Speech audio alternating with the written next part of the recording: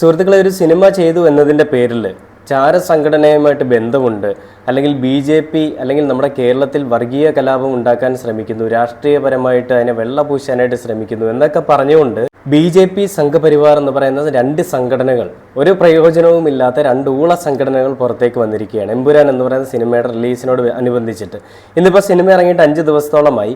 അപ്പോൾ ഇതുവരെയും നമ്മുടെ ഈ പറയുന്ന രണ്ട് സംഘടനകളും വലിയ വിഷയമാണ് ഉണ്ടായിക്കൊണ്ടിരിക്കുന്നത്. പൃഥ്വിരാജിനെ വെച്ചിട്ട് കുറേയൊക്കെ പൃഥ്വിരാജ് വർഗീയ കലാപം ഉണ്ടാക്കാൻ ശ്രമിക്കുന്നു, പൃഥ്വിരാജിന് ചാരസംഘടനയായിട്ട് ബന്ധമുണ്ട്, പൃഥ്വിരാജിന് വിദേശവുമായിട്ട് എന്താണ് ബന്ധം എന്നുള്ളത് ചെക്ക് ചെയ്യണം, പിന്നെ മോഹൻലാലിൻ്റെ ലെഫ്റ്റനന്റ് കേണൽ പദവി ഒഴിവാക്കണം, അത് റദ്ദാക്കണം, മോഹൻലാൽ ഇനി ഈ സിനിമയിൽ ഉണ്ടാവാൻ പാടില്ല എന്നൊക്കെ പറഞ്ഞുകൊണ്ട് കുറേ വാണങ്ങൾ ഇറങ്ങിയിട്ടുണ്ട്.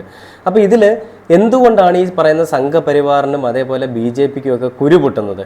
ശരിക്കും പറഞ്ഞാൽ ഗോദ്ര എന്ന് പറയുന്നൊരു കലാപം, ഗുജറാത്തിലുണ്ടായ ഗോദ്ര കലാപം എന്ന് പറഞ്ഞാൽ ട്രെയിൻ കത്തിക്കൽ സംഭവം, ഈ സംഭവം ഉണ്ടാകുന്നത് കുറേ സന്യാസികൾക്കെതിരെയാണ്. അപ്പോൾ 1000-ലധികം സന്യാസികൾ സഞ്ചരിച്ചിരുന്ന ഒരു ട്രെയിനിന് തീയിടുകയും അതിലുണ്ടായിരുന്ന സന്യാസിമാരെല്ലാം അതിദാരുണമായിട്ട് കൊല്ലുകയും ചെയ്തൊരു വലിയ സംഭവമായിരുന്നു ഗോദ്ര ട്രാജഡി. ആ ഒരു സംഭവത്തിൽ അന്നത്തെ മുഖ്യമന്ത്രി, അതായത് ഗുജറാത്തിലെ അന്നത്തെ മുഖ്യമന്ത്രി പ്രധാനമന്ത്രി ശ്രീ നരേന്ദ്രമോദിയായിരുന്നു. അപ്പോൾ ഇതിൽ ഈ പറയുന്ന സംഭവമായിട്ട് നരേന്ദ്രമോദിക്ക് ബന്ധമുണ്ട് എന്നുള്ള രീതിയിലാണ് പിന്നീടുള്ള അന്വേഷണങ്ങളെല്ലാം വന്നത്. അത് പിന്നെ എവിടെ എത്തിയെന്ന് നമുക്കറിയില്ല. അപ്പോൾ അങ്ങനെ ഇരിക്കെ സിനിമയിൽ ഈ ഒരു തുടക്കത്തിൽ ഈ പറയുന്ന ഗോദ്ര ട്രെയിൻ കത്തിക്കുന്ന സംഭവം, ഗോദ്രയിലാണെന്ന് അതിൽ പറയുന്നില്ല, അതാണ് പ്രശ്നം. അപ്പോൾ അതിൽ ട്രെയിൻ കത്തിക്കുന്ന ഒരു സംഭവം, സന്യാസിമാരിക്കുമ്പോൾ അതിന് ട്രെയിനിന് തീയിടുന്നൊരു സംഭവം അതിൽ കാണിക്കുന്നുണ്ട്, അതിൽ ഞാൻ ടൈറ്റിലായിട്ട് കാണിക്കുന്നുണ്ട്. പക്ഷേ എന്തുകൊണ്ട് ഈ ഒരു കഥയുടെ അല്ലെങ്കിൽ ഈ ഒരു തുടക്കത്തിൻ്റെ പേരിൽ മാത്രം പൃഥ്വിരാജിനെയും മോഹൻലാലിനെയും ഒരു കൂട്ടം ആളുകൾ സംഘം ചേർന്ന് ആക്രമിക്കുന്നു, അല്ലെങ്കിൽ കേന്ദ്ര ഏജൻസി ഇതിനായിട്ട് വേണ്ടി ശ്രമിച്ചുകൊണ്ടിരിക്കുന്നു എന്നുള്ളത് നമ്മൾ ചിന്തിക്കേണ്ടതായിട്ടുണ്ട്. അപ്പോൾ ഈ പറയുന്ന കൊള്ളരുതായ്മകൾ കാണിക്കുന്നതിന് കുഴപ്പമില്ല, തന്തയില്ലായ്മയ്ക്ക് കൂട്ടി നിൽക്കുന്ന, അല്ലെ തന്തയില്ലായ്മ ചെയ്യുന്നതിന് കുഴപ്പമില്ല. ആരെങ്കിലും അതിനെപ്പറ്റി ചോദ്യം ചെയ്യുമ്പോഴാണ് ഇവർക്ക് കുരുപൊട്ടുന്നത്. സംഘപരിവാർ അല്ലെങ്കിൽ BJPക്ക് കുരുപൊട്ടുന്ന ഇത്തരം സാഹചര്യങ്ങളിൽ ഈ നമ്മുടെ രാജീവ് ചന്ദ്രശേഖരൻ പറയുകയുണ്ടായി. ആദ്യം പറഞ്ഞു സിനിമ കാണാൻ പോകുന്നു, പിന്നീട് പറഞ്ഞു സിനിമ കാണാൻ ഞാൻ പോവില്ലെന്ന്. ഇവൻ്റെയൊക്കെ വിചാരം ഇവന്മാർ കണ്ടില്ല പടം വിജയിക്കില്ലെന്ന്, ആൾ കാണില്ലെന്നാണ്. ഇഷ്ടംപോലെ ആൾ കാണും, നീ കണ്ടില്ലെന്ന് വെച്ചാൽ ഒന്നും പോകാൻ പോകുന്നില്ല അതിനകത്ത്. അത് വേറൊരു കാര്യം. ഈ ഒരു സംഭവം കേരളത്തിൽ വലിയ രീതിയിൽ ആഞ്ഞടിച്ചുകൊണ്ടിരിക്കുമ്പോഴാണ് ആദരണീയനായ നമ്മുടെ എല്ലാവരുടെയും കേരളത്തിൻ്റെ സ്വന്തം മുഖ്യമന്ത്രി ശ്രീ പിണറായി വിജയൻ, അദ്ദേഹത്തിൻ്റെ പല നിലപാടുകളിലും എനിക്ക് എതിർപ്പുണ്ട്, അതിൻ്റെ അതൃപ്തി ഞാൻ പല വീഡിയോകളിലും ഞാനത് കാണിച്ചതുമാണ്. പക്ഷേ ഈ ഒരു കാര്യത്തിൽ നമ്മുടെ പിണറായി വിജയൻ, ഇരട്ടച്ചങ്കൻ പിണറായി വിജയൻ തിരികെ വന്നു എന്നുള്ള രീതിയിൽ എനിക്കത് മനസ്സിലാവുകയും ചെയ്തു. കാരണം ഇത്തരം പ്രശ്നങ്ങൾ ഉണ്ടാവുമ്പോൾ ഒരു കൂട്ടം ആളുകൾ ചേർന്ന് ഒരു കൂട്ടം ആളുകളെ, അതായത് സിനിമ എടുത്ത ആളുകളെ ആക്രമിക്കുമ്പോൾ അവർക്ക് വേണ്ടി ചോദിക്കാനായിട്ട് നമ്മുടെ സർക്കാർ ഇവിടെ ഉണ്ടടാ എന്ന് പറയുന്ന രീതിയിലാണ് നമ്മുടെ പിണറായി വിജയൻ സഖാവ് വന്നത്. സഖാവ് എന്ന് എടുത്ത് പറയാം. കാരണം അതിൽ പിണറായി വിജയൻ സഖാവ് ഇട്ടൊരു പോസ്റ്റ് ഉണ്ട് ഫേസ്ബുക്കിൽ, അത് ഞാനൊന്ന് വായിക്കാം. മലയാള സിനിമാ വ്യവസായത്തെ പുതിയ നേട്ടങ്ങളിലേക്ക് നയിക്കുന്ന എമ്പുരാൻ എന്ന ചിത്രം കാണുകയുണ്ടായി. സിനിമയ്ക്കും അതിലെ അഭിനേതാക്കൾക്കും അണിയറ പ്രവർത്തകർക്കുമെതിരെ വ്യാപകമായ വിദ്വേഷ പ്രചരണങ്ങൾ സംഘപരിവാർ വർഗീയത അഴിച്ചുവിടുന്ന സന്ദർഭത്തിലാണ് ഈ സിനിമ കണ്ടത്. രാജ്യം കണ്ട ഏറ്റവും നിഷ്ഠൂരമായ വംശഹത്യകളിലൊന്നിനെ സിനിമയിൽ പരാമർശിക്കുന്നതാണ് അതിൻ്റെ ആസൂത്രകരമായ സംഘപരിവാറിനെ രോഷാകുലരാക്കുന്നത്. അണികൾ മാത്രമല്ല, BJPയുടെയും RSSന്റെയും നേതാക്കൾ വരെ പരസ്യമായ ഭീഷണികൾ ഉയർത്തുകയാണ്. ഈ സമ്മർദ്ദത്തിൽപ്പെട്ട് സിനിമയുടെ റീസെൻസറിങ്ങിനും വെട്ടിത്തിരുത്തലുകൾക്കും നിർമ്മാതാക്കൾ നിർബന്ധിതരാകുന്നു എന്ന വാർത്തകൾ വരെ പുറത്തു വന്നിരിക്കുന്നു.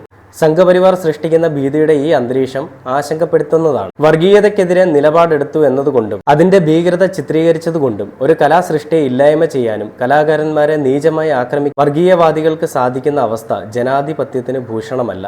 ജനാധിപത്യ സമൂഹത്തിൽ പൗരന്റെ ആവിഷ്കാര സ്വാതന്ത്ര്യം സംരക്ഷിക്കപ്പെടേണ്ടതാണ്. കലാസൃഷ്ടിയെയും കലാകാരന്മാരെയും നശിപ്പിക്കാനും നിരോധിക്കാനുമുള്ള അക്രമാസക്തമായ ആഹ്വാനങ്ങൾ ഫാസിസ്റ്റ് മനോഭാവത്തിന്റെ പുത്തൻ പ്രകടനങ്ങളാണ്. അത് ജനാധിപത്യ അവകാശങ്ങളുടെ ലംഘനമാണ്. സിനിമകൾ നിർമ്മിക്കാനും അവ കാണാനും ആസ്വദിക്കാനും വിലയിരുത്താനും യോജിക്കാനും വിയോജിക്കാനും ഒക്കെയുള്ള അവകാശങ്ങൾ നഷ്ടപ്പെടാതിരിക്കണം.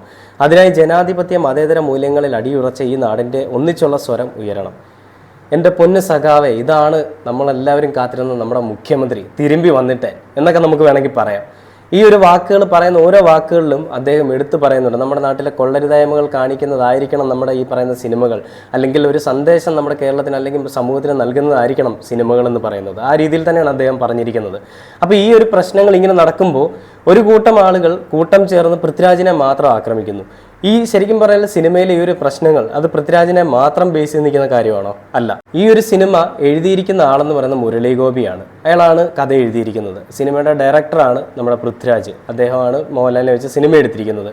അപ്പോൾ ഈ പടത്തിന്റെ വിവാദങ്ങൾ ഇങ്ങനെ വന്നുകൊണ്ടിരിക്കെ നമ്മുടെ മേജർ രവി അണ്ണൻ വന്നിട്ട് പറയുകയുണ്ടായി, ഇത് ഇതിനകത്ത് പറയാനൊന്നുമില്ല, ഇങ്ങനെ പ്രശ്നം ഉണ്ടാക്കാനൊന്നുമില്ല. പിന്നീട് മോഹൻലാൽ ഈ സിനിമ കണ്ടിട്ടില്ല, മോഹൻലാലിന് കഥ അതിനെപ്പറ്റി അറിയില്ല, കഥയെല്ലാം പൂർണ്ണമായിട്ട് അറിയില്ല എന്നൊക്കെ പൃഥ്വിരാജ് അതിനുശേഷം ഒരു അഭിമുഖത്തിൽ പറയുകയുണ്ടായി. ഈ കഥയെപ്പറ്റി അല്ലെങ്കിൽ ഈ ഒരു സിനിമയുടെ കഥ ആകെ 2 പേർക്കേ അറിയാമായിരുന്നുള്ളൂ, അല്ലെങ്കിൽ പറഞ്ഞത് 2 പേരോടാണ്.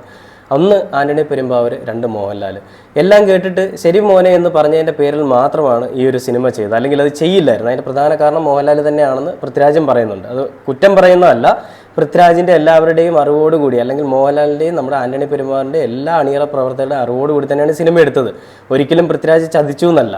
അപ്പോൾ ഇതിൽ റിപ്പോർട്ടർ ചാനലിൽ ഒരു ആങ്കറുണ്ട്, സുജയ നന്ദു ആണെന്ന് അവരുടെ പേരെന്ന് തോന്നുന്നു. സിനിമ പോലും കാണാതെ എന്തൊക്കെയോ വിടുവായത്തരം പറയാനായിട്ട് ന്യൂസ് ചാനലിൽ കയറി ഇരിക്കുന്ന ഒരു പെണ്ണുപിള്ള. അവരവിടെ കിടന്ന് എന്തൊക്കെയോ ഇങ്ങനെ കിടന്നിട്ട് അലയ്ക്കുന്നുണ്ട്. ഈ സിനിമ പൃഥ്വിരാജ് മോഹൻലാലിനെ പറ്റിച്ചു, ചതിച്ചു എന്നൊക്കെ പറഞ്ഞിട്ട് എന്ത് തരം പ്രഹസനമൊക്കെയാണല്ലേ പറയുന്നത്. ഒരു കാര്യത്തെ പറ്റിയും ഒരറിവുമില്ലാതെ വെറുതെ വന്നിരുന്ന് മാധ്യമത്തിൽ വന്നിരുന്നങ്ങ് സംസാരിക്കുകയാണ് അത് മോഹൻലാലിനെ പൃഥ്വിരാജ് ചതിച്ചു എന്ന്. അതിനൊക്കെയുള്ള മറുപടിയായി നമ്മുടെ പൃഥ്വിരാജിന്റെ അമ്മ മല്ലിക സുകുമാരൻ, പൃഥ്വിരാജിന്റെ ബാക്ക് ബോൺ എന്ന് വേണമെങ്കിൽ നമുക്ക് മല്ലിക സുകുമാരൻ എന്ന് പറയുന്ന അമ്മയെ വിശേഷിപ്പിക്കാം. കാരണം പുള്ളിക്കാരിയുടെ ആ ഒരു സപ്പോർട്ട് കൊണ്ട് തന്നെയായിരിക്കും ഇത്രയും തൻ്റെ ഇടവും ആണത്തവും ഉള്ള മക്കൾ ജനിച്ചതും, അല്ലെങ്കിൽ ആ മക്കൾ ഈ രീതിയിലുള്ള പ്രവൃത്തികൾ ചെയ്യുന്നതും.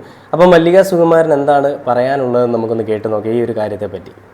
മോഹൻലാലായിട്ടോ പൃഥ്വിരാജൊക്കെ ഇവർ സംസാരിച്ചു, ഈ വിവാദങ്ങൾ സ്വാഭാവികം, ഇവരെല്ലാവരും ഒരുമിച്ച് കഷ്ടപ്പെട്ട ഒരു സിനിമ അവർക്കുള്ള വിഷമം പരസ്പരം പങ്കുവെച്ചിരുന്നു. അങ്ങനത്തെ ഒരാളല്ലല്ലോ ലാലു, ഒന്നും പറഞ്ഞിട്ടില്ലല്ലോ പൃഥ്വിരാജ് ചതിയനാണെന്നൊക്കെ. അല്ല, അവർ തമ്മിൽ ആ ഒരു വിവാദങ്ങളിലെ നിരാശ പങ്കുവെച്ചിരുന്നു. അല്ലല്ല, എനിക്കിപ്പോ തോന്നുന്നത് വെച്ചാൽ മോഹൻലാലിന്റെ ഡേറ്റ് വേണ്ടിയവരാണോ അതോ പൃഥ്വിരാജിന്റെ വളർച്ചയ്ക്ക് ഒരു തടയിടണമെന്ന് വിചാരിക്കുന്നവരാണോ?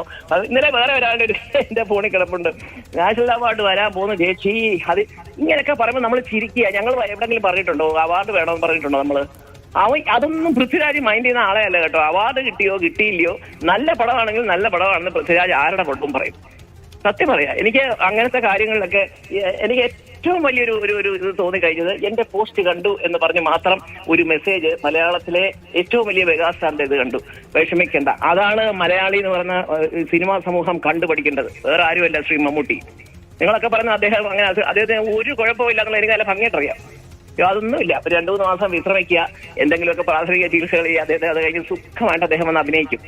പോട്ടെ, ആ മനുഷ്യൻ ഇങ്ങനെ വിശ്രമവേളയിൽ പോലും, ദൈവമേ പെരുന്നാളായിട്ട് ഞാൻ പറയാണ്, എനിക്കൊരു മെസ്സേജ് അയച്ചു, പോസ്റ്റ് കണ്ടു, അങ്ങനത്തെ കാര്യങ്ങളൊന്നുമില്ല. അങ്ങനെ അതായത് ഒരു ആശ്വാസവചനം പറയാനായിട്ട് ഈ സിനിമാ ഇൻഡസ്ട്രിയിൽ ചേച്ചി, അമ്മ, ആന്റി, അമ്മൂമ്മ എന്നൊക്കെ വിളിക്കുന്ന ഒരുപാട് പേരുണ്ട്. അത് അയച്ചത് ഇന്നലെ രാത്രിയിൽ എനിക്ക് കിട്ടുന്നത് ശ്രീ മമ്മൂട്ടിയുടെയാണ്. എന്റെ ജീവിതത്തിൽ ഞാനിതൊക്കെ എന്റെ മക്കളോട് രാത്രി പറഞ്ഞാൽ മറക്കരുതെന്ന് പറഞ്ഞാൽ, അവിടെ അദ്ദേഹം ജാതിയും മതമൊന്നും നോക്കിയില്ല. ഇന്ന് പെരുന്നാളാണ്, വീട്ടിലെത്തി തിരക്ക് നോക്കിക്കാൻ അവരെ പോട്ടെ, എന്തെങ്കിലും ആട്ടെ, മക്കളും കൊച്ചുമക്കളും ഒക്കെ ആയിട്ട് സന്തോഷമായിട്ട് അദ്ദേഹം എവിടെയോ ഇരിക്കുന്നു. പക്ഷെ അതിനിടയിലും ഇത് ആവശ്യമില്ലാത്ത ആരോപണങ്ങൾ കാണുമ്പോൾ ഒരു പക്ഷേ വലിയ ചേച്ചി പ്രയാസം തോന്നുമായിരിക്കും എന്നൊരു തോന്നലെങ്കിലും ഒരു മനുഷ്യത്വപരമായിട്ട് ചിന്തിക്കാൻ ആ മനുഷ്യന് സാധിച്ചില്ലേ? വേറെ ആരെങ്കിലും വിളിച്ചിട്ടുണ്ടോ? വേറെ ആരെങ്കിലും എനിക്കൊരു മെസ്സേജ് അയച്ചിട്ടുണ്ടോ? ഇല്ലല്ലോ. അപ്പൊ അതുകൊണ്ട് ഞങ്ങളെ ഒരു പുസ്തകത്തിന്റെയും ഒരു പ്രസ്ഥാനത്തിന്റെയും ഒരു സംഘത്തിന്റെയും ഒന്നും പേര് പറഞ്ഞൊന്നും പേടിപ്പിക്കരുത്. ഞങ്ങളെ വളർത്തിയത് ഈശ്വരനാണ്.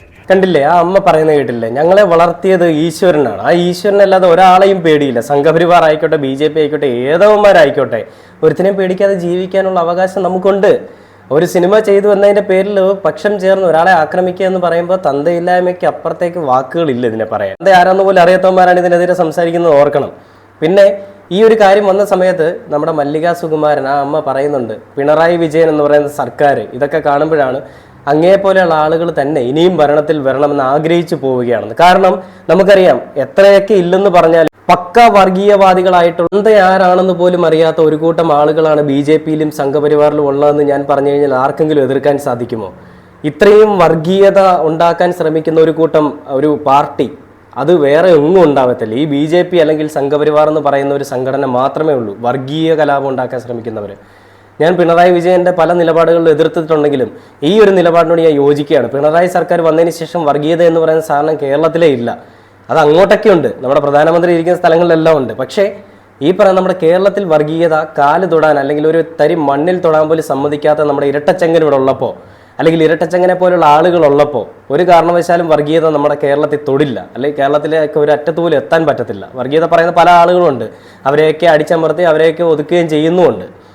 പക്ഷേ ഈ ഒരു നിലപാട് ആ മല്ലിക സുകുമാരൻ, ആ അമ്മ പിണറായി വിജയനെ പറ്റി പറഞ്ഞ വാക്കുകൂടെ നമുക്കൊന്ന് കേട്ടു നോക്കാം.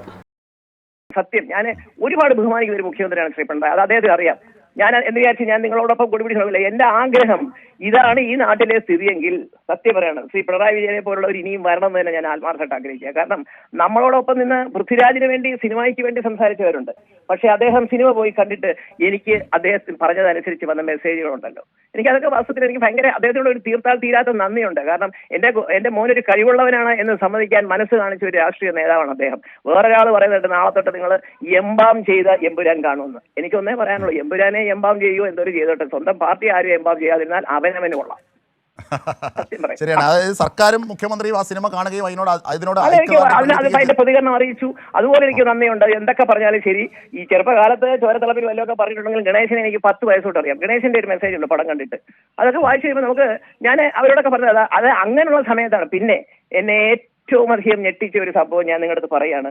ഇന്നലെ രാത്രിയിൽ മമ്മൂട്ടി FB പോസ്റ്റ് കണ്ടു. അതായത് സുവേട്ടന്റെ കുടുംബമാണ്, ചേച്ചിക്ക് ഇതൊക്കെ കാണുമ്പോൾ വല്ല മനപ്രയാസമുണ്ടോ എന്നൊന്നും എഴുതിയിട്ടൊന്നുമില്ല. പക്ഷേ അദ്ദേഹം കണ്ടു എന്ന് പറഞ്ഞിട്ട് അദ്ദേഹത്തിന്റെ ചില സൂചനകൾ ഇതൊന്നും കണ്ട് വിഷമിക്കരുതെന്നുള്ളതാണ്. കണ്ടില്ലേ, ആ മല്ലിക സുകുമാരൻ എന്ന് പറയുന്ന അമ്മ പറയുന്ന എത്രയോ കറക്റ്റായിട്ടുള്ള വാക്കുകളാണ്. പിണറായി വിജയനെ പോലെയുള്ള ഒരു സഖാവ് ഇത്രയും പ്രശ്നങ്ങൾ ഉണ്ടായപ്പോഴും അദ്ദേഹം ഒരു പോസ്റ്റ് ഇടുകയുണ്ടായി ഈ പറയുന്ന ഒരു കൂട്ടം ആളുകൾ ചേർന്ന് ആക്രമിക്കുന്നതിനെ പറ്റി. ഇതാണ് നമ്മുടെ മുഖ്യമന്ത്രി, ഇങ്ങനെ ആയിരിക്കണം നമ്മുടെ മുഖ്യമന്ത്രി. ഇങ്ങനത്തെ ഈ പറയുന്ന കൊള്ളരുതായ്മകൾ അല്ലെ തന്തയില്ലായ്മകൾ പ്രവർത്തിപ്പിക്കുന്ന അല്ലെ പ്രചരിപ്പിക്കുന്ന ആളുകൾക്കെതിരെ സംസാരിക്കാനായിട്ട് നമ്മുടെ കേരളത്തിലുണ്ട ആള് എന്ന് നമുക്ക് തോന്നിപ്പിക്കുന്ന തരത്തിലുള്ള മുഖ്യമന്ത്രി. ആ അമ്മ പറഞ്ഞത് വളരെ വ്യക്തമായ കാര്യങ്ങളാണ്. വാ തുറന്നാൽ കള്ളം മാത്രം പറയാനായിട്ട് ചാനൽ വിട്ടിരിക്കുന്ന റിപ്പോർട്ടർ ചാനൽ, അവിടുത്തെ ഒരു അവതാരകയുണ്ട് സുജയ എന്ന് പറയുന്നത്, അവരുടെ വാക്കുകൾ നമുക്കൊന്ന് കേട്ടോക്കാം. പുള്ളിക്കാരി പടം കണ്ടിട്ടില്ല, പക്ഷേ ആരെങ്കിലുമൊക്കെ എന്തെങ്കിലും പറഞ്ഞ് ആരെങ്കിലുമൊക്കെ ചവച്ച് തുപ്പിതെടുത്ത് ചവച്ചുകൊണ്ടിരിക്കുകയാണ് ഈ പറയുന്ന സുജയ എന്ന് പറയുന്ന പെൺകുട്ടി അല്ലെങ്കിൽ ആ സ്ത്രീ. നമുക്കതൊന്ന് കണ്ടുപോകാം. എമ്പുരാനിൽ നിങ്ങളൊക്കെ പറയുന്നത് പോലെ സംഘപരിവാറിനല്ല, നിർമ്മാതാക്കൾക്കും അതിലെ ബിഗ് എമ്മിനുമാണ് പൊള്ളിയത്. മോഹൻലാലിനാണ് യഥാർത്ഥത്തിൽ പൊള്ളിയിരിക്കുന്നത്. പൊള്ളുക മാത്രമല്ല, നല്ല രീതിയിൽ പൊള്ളി കുമളച്ചിരിക്കുകയാണ് മോഹൻലാൽ. പൊള്ളി കുമളിച്ചിരിക്കാനകത്ത് വെള്ളം ഒഴുകിക്കൊണ്ടിരിക്കുക. അതിൽ പേസ്റ്റ് ഇടാൻ പോയത് സുജയാണല്ലോ. അദ്ദേഹത്തിന്റെ വിശ്വാസ്യതയ്ക്കാണ് ഇവിടെ ക്ഷതമേറ്റിരിക്കുന്നത് എന്നുള്ളതാണ് ഇതിലെ വസ്തുത. സംഘപരിവാറിന് എന്ത് പൊള്ളാൻ ഒരു സിനിമ മോഹൻലാലിന്റെ എന്ത് വിശ്വാസ്യതയ്ക്ക് ക്ഷതമേറ്റിരിക്കുന്നു? മോഹൻലാലിനോ ആ സിനിമയുടെ അണിയറ പ്രവർത്തകർക്ക് ആർക്കും ഒന്നും സംഭവിച്ചിട്ടില്ല. എന്താണ് സുജയ പറയുന്നത്? എന്തെങ്കിലുമൊക്കെ ആരെങ്കിലും പറയുന്നത് കേട്ടിട്ട് ചുമ്മാ വന്നിരുന്ന് താളം വിടാതെ ആദ്യം ഈ പടം കാണുക, എന്നിട്ട് മനസ്സിലാക്കി എന്താണ് ആ പടത്തിൽ ചെയ്തിരിക്കുന്നത് എന്നുള്ളത്. സംഘപരിവാർ എന്ന പ്രസ്ഥാനത്തിനൊന്നും സംഭവിക്കാൻ പോകുന്നില്ല. അങ്ങനെ സംഭവിക്കും. സംഘപരിവാറിന്റെ ബ്രാൻഡ് അംബാസിഡർ ആണെന്ന് തോന്നുന്നു സുജയ എന്ന് പറയുന്ന ആൾ. ഒരു സിനിമ കാണാതെ വന്നിരുന്ന് വെറുതെ താളം വിടുന്ന ഇതുപോലുള്ള ആളുകളൊക്കെ കാണാനും അംഗീകരിക്കാനും ആളുകൾ ഉണ്ടെന്നുള്ളത് വേറൊരു വസ്തുതയാണ്. എനിക്ക് തോന്നുന്നു പൃഥ്വിരാജിന്റെ അമ്മ ഒരു വാർത്തയിലേക്ക് വരാനുള്ള പ്രധാന കാരണം മേജർ രവിയുടെ വാക്കുകളാണ്. അതായത് മോഹൻലാൽ ഇതിനെപ്പറ്റി അറിയത്തില്ല, മോഹൻലാൽ സിനിമയൊന്നും കണ്ടിട്ടില്ല, അല്ലെങ്കിൽ ഈ സിനിമയുടെ കഥ അറിയത്തില്ല, വെറുതെ ഒന്ന് അഭിനയിച്ചാണെന്നുള്ള രീതിയിലുള്ള സംസാരം ഉണ്ടായി. അത് തെളിയിക്കുന്ന തരത്തിൽ അല്ലെങ്കിൽ തന്റെ മകനെ ഒരു കൂട്ടം ആളുകൾ ചേർന്ന് ആക്രമിക്കുന്നു എന്ന് കേട്ടപ്പോൾ ഏതൊരമ്മയാണെന്നുണ്ടെങ്കിലും സ്വന്തം മക്കളെ സംരക്ഷിക്കും. ആ ഒരു സംരക്ഷണത്തിന്റെ ഫലമായിട്ടാണ് മല്ലിക സുകുമാരൻ എന്ന് പറയുന്ന നമ്മുടെ പൃഥ്വിരാജിന്റെ അമ്മ രംഗത്തേക്ക് വന്നത്. അമ്മയുടെ കടുകട്ടി വാക്കുകളും ആ അമ്മയുടെ ഓരോരോ പ്രവൃത്തികളും നമുക്ക് നേരത്തെ അറിയാവുന്നതുമാണ്, ഈ ഒരു പ്രശ്നത്തിലും അറിയാവുന്നതാണ്. ആ അമ്മ തന്നെയാണ് പൃഥ്വിരാജിന്റെ ബാക്ക് ബോൺ എന്ന് നമുക്ക് വേണമെങ്കിൽ വിശേഷിപ്പിക്കാം. ആ ഒരു മല്ലിക സുകുമാരൻ നമ്മുടെ അച്ഛനുണ്ടായിരുന്നെങ്കിൽ അച്ഛനായിരുന്നേനെ, പക്ഷേ ആ അച്ഛൻ്റെ എല്ലാ പവറും കിട്ടിയ ഒരു അമ്മ. ആ അമ്മയ്ക്ക് വേണ്ടി സംസാരിക്കുന്ന ഓരോ വാക്കുകൾ കേൾക്കുമ്പോഴും നമ്മളൊക്കെ ആഗ്രഹിച്ചു പോകും. എന്തൊരു സപ്പോർട്ടാണല്ലേ ആ മകന് കിട്ടുന്നത്. RSSനും സംഘപരിവാറിനും ആരാണെന്ന് പോലും അറിയാത്ത, അല്ലെങ്കിൽ തന്ത ആരാണെന്ന് പോലും അറിയാത്ത ടീംസിന് ഒരു മറുപടി തന്നെയാണ് ഈ പറയുന്ന പൃഥ്വിരാജ് അല്ലെങ്കിൽ പൃഥ്വിരാജിന്റെ കുടുംബം ഇപ്പം മുന്നോട്ട് വെച്ചിരിക്കുന്നതെന്ന് നമുക്ക് വേണമെങ്കിൽ പറയാം. ഒരു സിനിമയുടെ പേരിൽ കേരളക്കര ഒന്നാകെ ചർച്ച ചെയ്യുന്ന വലിയൊരു വിഷയമായി മാറുകയാണ് എമ്പുരാൻ. ഒരു സിനിമ വന്നതോടുകൂടി RSSനും പൊള്ളി, അതേപോലെ BJPക്കും കുരുപൊട്ടി. ഇതൊന്നും BJP പോയി കണ്ടില്ലെങ്കിലോ അല്ലെ BJP ഇതൊക്കെ എതിർത്തത് കൊണ്ടോ ഒന്നും സംഭവിക്കാൻ പോകുന്നില്ല. ലാലേട്ടനോ പൃഥ്വിരാജിനോ അല്ലെങ്കിൽ ഈ സിനിമ എഴുതിയ മുരളി ഗോപിക്കോ ആർക്കും ഒരു പ്രശ്നമില്ല. വെറുതെ കുരുപൊട്ടി നിങ്ങൾ ചെയ്ത തന്തയില്ലായ്മ മറ്റുള്ളവർ കാണിക്കും. നമ്മുടെ സമൂഹത്തിൽ നടക്കുന്ന അനീതിയെ ചൂണ്ടിക്കാണിക്കാൻ ശ്രമിക്കുമ്പോൾ അവരെ അടിച്ചമർത്തുന്ന രാഷ്ട്രീയമാണ് BJP. വർഗീയവാദികളാണ് BJPകളെന്ന് പറയുന്നത്.